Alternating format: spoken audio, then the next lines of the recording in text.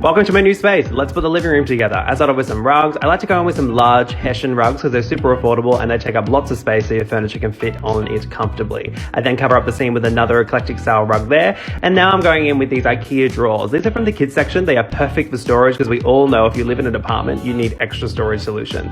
These are really good because they're nice and large. They're perfect as well because when you bump them up all together, they kind of just look like a perfect TV unit. So you can see I just went in with a bit of plywood at the top just to kind of seal off the top there and kind of bring it all together. We then have this industrial style coffee table, which I love because it's quite large. I like to use it as a pseudo dining / coffee table, so I need it to be quite big. And then I'm just going with a few decor pieces. This buffet fits perfectly under the window. I am so impressed and so happy. Don't you just love it when that happens when you're in a new space? Then I go in with these little side accent chair here with a side table. I like my living room to be a kind of a cross between living and sitting room.